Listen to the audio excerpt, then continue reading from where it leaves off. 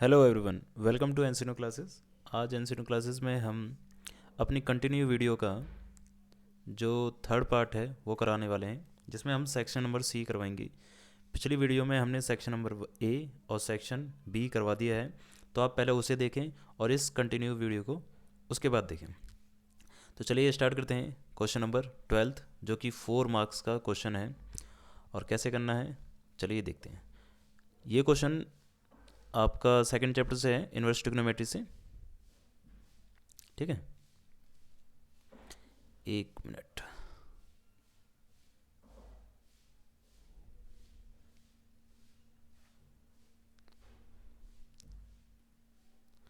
चलिए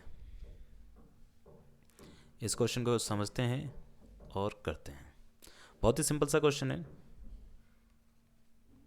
question number 12 ये था tan inverse under root 1 plus x square minus 1 upon में एक्स। ठीक है, tan inverse 1 plus x square minus 1 upon में एक्स। देखिए यहाँ पर हमें क्या करना होता है कि लेट करना होता है एक्स की जगह पर कोई वैल्यू को, और हमने बताया था कि 1 प्लस एक्स स्क्वायर, बताया नहीं था तो आपने पढ़ा होगा। तो अगर ऐसा होता है तो इसमें आप tan या cot पुट करिए। ठीक है, तो हम यहाँ पर tan थीटा पुट करते हैं और tan इनवर्स x हो जाएगा इक्वल टू थीटा। ये हो जाएगा फर्स्ट इक्वेशन। फिर इसमें tan inverse 1 plus tan square theta minus 1 upon में tan थीटा, ये वैल्यू हो जाएगी आपकी। अब tan inverse 1 plus tan square theta होता है आपका सेक स्क्वायर थीटा, और सेक से रूट हट जाएगा तो ये हो जाएगा सेक थीटा माइनस 1 अपॉन में tan थीटा। अब यहाँ पर आप सेक थीटा को लिख सकते हैं। क्वेश्चन बहुत सिंपल सिंपल है, बस थोड़ा बहुत लॉजिक याद होना चाहिए और ये अपने आप चलता जाएगा। ये हो जाएगा साइन थीटा अपॉन में कॉस थीटा। अब 1 अपॉन कॉस को अगर एलसीएम लेंगे तो ये हो जाएगा tan inverse 1 minus cos theta upon में कॉस थीटा साइन अपॉन में कॉस थीटा। कॉस थीटा से कॉस थीटा क्या हो जाएगा, कैंसिल हो जाएगा।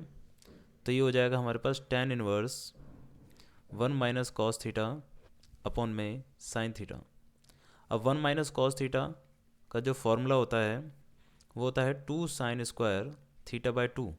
अगर प्लस होता तो 2 कॉस स्क्वायर होता, और साइन थीटा की जो वैल्यू है वो 2 sine theta by 2 into cos theta by 2 put की जाएगी। अब यहाँ पर आ जाएगा tan inverse 1 minus cos theta, तो 1 माइनस कॉस थीटा हम लिख देंगे 2 sine square theta by 2 upon में 2 sine theta by 2 into cos theta by 2। अब ये सिंपल हो गया, साइन से ये कैंसिल हो गया, 2 से 2 कैंसिल हो गया, एक साइन बचा और एक कॉस बचा, तो sine upon cos tan theta by 2, और tan से tan कट जाएगा तो ये बचेगा थीटा अपॉन में 2, और थीटा की जो वैल्यू है हमने क्या पुट कर रखी है यहाँ पर, theta equal to tan inverse x। तो थीटा की जगह रख देंगे हम tan इनवर्स x, और ये हो जाएगी आपका आंसर। सिंपल, ठीक है, बहुत ही सिंपल सा क्वेश्चन था, 4 नंबर में है। ठीक है, अगला देखिए क्वेश्चन नंबर 13। क्वेश्चन नंबर 13 कह रहा है कि एफ एक्स दे रखा है आपको के कॉस एक्स अपन में पाई माइनस 2x। लिख लेते हैं या रहने देते हैं, चलिए आप समझिए इसे। ये दे रखा है x is not equal to pi by 2, यानी कि LHL और RHL पे इसी वैल्यू को यूज़ करेंगे और एट पॉइंट पर इस वैल्यू को यूज़ करेंगे। अब क्वेश्चन कह रहा है कि वो मतलब डिफ्रेंशिएट है, कॉन्टिन्यूस है किस पर, x की वैल्यू पाई बाई 2 पर। तो इसका मतलब क्या है, जब ये कॉन्टिन्यूस है तो LHL और RHL क्या होंगे, आपस में बराबर होंगे। तो LHL को सॉल्व करते हैं पहले। LHL RHL और एट पॉइंट दोनों तीनों क्या होंगे, बराबर होंगे। LHL को सॉल्व करते हैं, limit x tend to pi by 2, function हो जाएगा आपका k कॉस x अपॉन में पाई माइनस 2x। ठीक है, ये जो फर्स्ट फंक्शन है k कॉस x अपन में पाई माइनस 2x। अब इस क्वेश्चन को करने के लिए देखिए यहाँ पर अगर आप x की जगह पाई बाई 2 पुट करते हैं तो ये 0 आता है। तो यहाँ पर इस क्वेश्चन में आपको लेट करना है, इंपॉर्टेंट क्वेश्चन है ये। पाई माइनस 2x को आप कुछ भी लेट कर लीजिए, टी लेट कर लेते हैं हम यहाँ पर। तो यहाँ पर x की वैल्यू निकालिए, तो पाई माइनस टी हो जाएगा और 2x इधर चला जाएगा, pi by 2 minus t by 2 equal to x. तो ये x की वैल्यू आपके पास आ गई। अब यहाँ पर आप ये भी निकालिए कि जब, क्योंकि लिमिट चेंज हो जाएगी यहाँ पर, है ना। अब अगर लिमिट पाई बाय 2 थी, x की जगह पाई बाय 2 था, तो t की वैल्यू क्या होगी, तो t की वैल्यू हो जाएगी 0। तो अब आप लिमिट चेंज कर देंगे और लिखेंगे t टेंस टू 0 और k कॉस x की जगह पुट करेंगे pi by 2 minus t by 2, ये जो वैल्यू रखी हमने, और अपॉन में नीचे t। अब limit t tends to 0 k 90 cos 90 minus theta equal to sine theta upon में t। अब आप जानते हैं कि t से साइन थीटा अपॉन में थीटा जो होता है 1 होता है, तो ये साइन t बाई 2 अपॉन में t बाई 2 क्या हो जाएगा, 1 हो जाएगा। तो आपकी वैल्यू आ जाएगी k बाई 2। ये फर्स्ट है। अब अकॉर्डिंग टू क्वेश्चन में दे ही रखा था कि भाई एट पॉइंट पर वैल्यू क्या है, 3 है, तो हम सीधा सीधा लिख सकते हैं कि एट पॉइंट पर वैल्यू क्या है, 3। अब LHL और एट पॉइंट आपस में क्या होते हैं, बराबर होते हैं जब वो कॉन्टिन्यूस होता है। तो LHL है k बाई 2, एट पॉइंट 3, तो k की वैल्यू आ जाएगी आपकी 6। बहुत ही सिंपल क्वेश्चन है, आपके 4 नंबर बहुत आराम से मिलेंगे आपको, ठीक है। अगला देखिए question number 14, find the interval. Interval find करने हैं आपको इस फंक्शन के जब वो स्ट्रिक्टली इंक्रीजिंग हो। बहुत ही सिंपल है ये, चलिए देखते हैं कैसे करते हैं। एक पेज ले लेते हैं हम।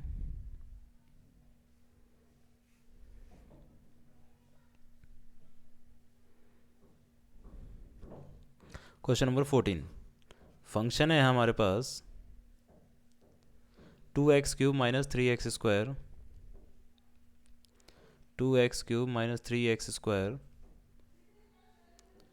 माइनस का 36x और प्लस का 7, प्लस का 7, ठीक है। अब क्वेश्चन ये कह रहा है कि आपको क्या निकालना है, इंटरवल निकालना है पहले तो, और कहाँ निकालना है, जब वो स्ट्रिक्टली इंक्रीजिंग हो। सिंपल सा कंसेप्ट है, ठीक है। तो देखिए कैसे करेंगे। सबसे पहले इसका डेरिवेट करते हैं। ये हो जाएगा 6x² माइनस का 6x माइनस का 36 और ये 0 हो जाएगा। अब इसको इक्वल टू 0 रखते हैं, 6 इसमें से कॉमन आएगा, x² माइनस का x माइनस का 6 0 के नीचे चला जाएगा, ये वैल्यू हो जाएगी x² माइनस का x माइनस का 6। Splitting the middle terms method लगाएंगे, माइनस कर 1 आना चाहिए, तो 3 माइनस 1 3 माइनस 2 और मल्टीप्लाई करके 6 आना चाहिए। अब ये हो जाएगा हमारा x² माइनस का 3x और प्लस का 2x माइनस का 6, x कॉमन लेंगे तो x माइनस 3 और 1 कॉमन लेंगे, 2 कॉमन लेंगे तो x माइनस 3। तो ये वैल्यू आ गई आपके पास x माइनस 3 और x प्लस 2, ठीक है। अब यहाँ पर x की वैल्यू आपके पास एक 3 आ गई और एक माइनस 2 आ गई। अब आप इंटरवल बनाने के लिए पहले एक लाइन खींचिए, एक तरफ इन्फिनिटी और माइनस का और एक तरफ प्लस का। तो छोटी वैल्यू क्या है, -2 और बड़ी वैल्यू क्या है, 2। अब आपके पास जो इंटरवल आ रहे हैं, एक ये एक ये एक ये, 3 इंटरवल आ गए। तो माइनस इन्फिनिटी से लेकर -2 और -2 से लेकर 3 और 3 से लेकर इन्फिनिटी। अब इसमें करना क्या है आपको कि ये जो आपने फैक्टर निकालने हैं इसमें ही वैल्यू पुट करनी है, यानी कि x minus 3 x minus x plus 2 में वैल्यू पुट करनी है। क्या कौन सी वैल्यू पुट करनी है, माइनस इन्फिनिटी से लेकर -2 तक की वैल्यू पुट करिए। तो यहाँ पर आप x की जगह मान के चलिए इनके बीच में आता है माइनस का 3, तो आप इसमें -3 रखिए। तो जब इसमें -3 रखोगे आप, तो ये जो वैल्यू है वो क्या हो जाएगी, अच्छा -3 मत रखिए, 4 रखिए, ठीक है ना, ताकि आपको पता चले। तो ये वैल्यू क्या हो जाएगी, माइनस का, है ना, माइनस की 7 आएगी ना, तो माइनस आएगी। अब यहाँ पर वैल्यू पुट करेंगे -4, तो क्या आएगा, माइनस। तो माइनस माइनस प्लस होता है, तो ये पॉजिटिव आएगा, तो ये इंक्रीज़ हो जाएगा, है ना। अब ऐसे इनके बीच की वैल्यू रखेंगे, यानी कि 1 रख देते हैं। अगर 1 रखेंगे तो ये वाली वैल्यू क्या आ जाएगी, ये वाली वैल्यू माइनस में आएगी और ये वाली वैल्यू क्या आएगी, प्लस में आएगी। तो ये नेगेटिव हो गया, तो यानी कि ये डिक्रीज़ हो गया। अब 3 से बड़े कोई भी रख देते हैं, 4 रख देते हैं। अगर 4 इसमें रखते हैं तो ये क्या आएगा, पॉजिटिव का आएगा। 4 इसमें रखते हैं तो ये क्या आएगा, ये भी पॉजिटिव का आएगा। तो ये क्या हो जाएगा, पॉजिटिव। तो यानी कि ये भी इंक्रीज़ है।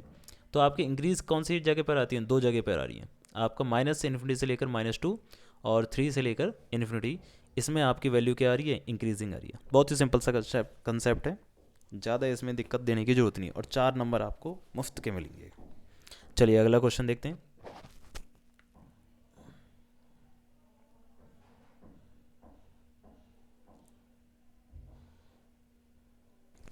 यही है क्वेश्चन नंबर 15 आपका। 2 cards are drawn with replacement, यानी कि हमने कार्ड को दोबारा से उसी डेक में फिर से रख दिया, उसको कहते हैं विद रिप्लेसमेंट, दोबारा से रख दिया, है ना। विदाउट रिप्लेसमेंट रखा नहीं है। आगे कह रहा है, from a well shuffle pack of 52 cards write the probability distribution of the number of aces obtain. तो प्रोबेबिलिटी डिस्ट्रीब्यूशन निकालना है नंबर ऑफ एज के। बहुत ही सिंपल है। प्रोबेबिलिटी डिस्ट्रीब्यूशन निकालने के लिए आपको एक टेबल बनाना पड़ेगा, एक एक्स और एक पी एक्स। एक्स का मतलब है रैंडम वेरिएबल। अब एस हमें निकालने कितने हैं, 2। तो जब 2 एस निकालेंगे तो ऐसा भी हो सकता है एक भी ना निकले, एक निकले और 2 निकले, ठीक है। तो हमारे लिए एक्स तो हो गए 0, 1 और 2। अब इसी वैल्यू पर हमें क्या कर देना है, इनकी प्रोबेबिलिटी निकाल देनी है। सबसे पहले समझिए कि एस की प्रोबेबिलिटी क्या होती है, 4/52 यानी कि 1/13। और नॉन एस की प्रोबेबिलिटी क्या होती है आपकी, 48/52 यानी कि 12/13, ठीक है, 12/13। अब अगर आपके 0 एस हैं तो यानी कि दोनों के दोनों नॉन एस हैं, तो उसकी प्रोबेबिलिटी क्या हो जाएगी, 12/13 मल्टीप्लाई बाय 12/13, क्योंकि विद रिप्लेसमेंट है तो 144/169। तो इसकी तो आ गई 144/169। सिंपल। जब x की वैल्यू 1 है तो एक नॉन एस आ सकता है और एक एस आ सकता है, और फिर एक एस और एक नॉन एस। या आप डायरेक्टली भी लिख सकते हैं, इन दोनों को एक को निकाल के 2 से मल्टीप्लाई कर देना, ठीक है ना। तो 2 से मल्टीप्लाई कर देंगे। नॉन एस कितना है, 12/13, और ये कितना है हमारे पास, 1/13। तो ये हो गया आपका 24/169, ठीक है। इसकी भी वैल्यू आ गई 24/169। अब कह रहा है कि जब दोनों के दोनों क्या हों, एस हों, तो एस इंटू एस, तो 1/13 इंटू 1/13 यानी कि 1/169। अब ये वैल्यू आ गई 169, वो 1/169, ठीक है। अब आप इन सबको जोड़ देंगे तो इक्वल टू 1 आएगा, गारंटेड है ना, क्योंकि 144 और 24, ये आपका हो गया 168 और +1 169 हो जाएगा। तो ये 1 हो जाएगा, ठीक है ना। तो इसका मतलब आपका आंसर सही है। तो सिंपल सा कंसेप्ट था, कुछ नहीं था इसमें, है ना। 4 नंबर फिर से मिलेंगे आपको। Question number 16, find the unit vector. Unit vector आप सब जानते हैं, एक क्वेश्चन हमने कराया था पिछली वीडियो में, 1/मैग्नीट्यूड इंटू में ए का वेक्टर। मगर यहाँ पर क्वेश्चन 4 नंबर का है, यूनिट वेक्टर किसका निकालना है, perpendicular to the each vector, यानी कि a प्लस बी और a माइनस बी आपस में परपेंडिकुलर हैं। तो a प्लस बी और a माइनस बी अगर आपस में परपेंडिकुलर होते हैं, तो आप जब भी परपेंडिकुलर होते हैं तो आपको क्या करना पड़ता है, क्रॉस प्रोडक्ट निकालना पड़ता है। तो मतलब a प्लस बी और a माइनस बी का आपको क्रॉस प्रोडक्ट निकालना है। तो a और b आपको दे रखे हैं, ठीक है। चलिए ये भी करते हैं क्वेश्चन।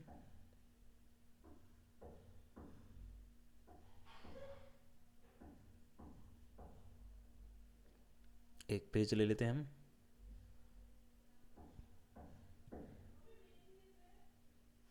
ठीक है, ए वैल्यू क्या है आपकी, i/j/k, सिंपल है। क्वेश्चन नंबर 16 है, ए वेक्टर है आपके पास i + j + k, और बी वेक्टर है आपके पास i + 2j + 3k, i + 2j + 3k। अब क्वेश्चन कह रहा है कि a + b निकालना है आपको, तो निकाल देते हैं, दोनों को जोड़ देते हैं। तो ये जाएगा 2i 3j और प्लस का 4k।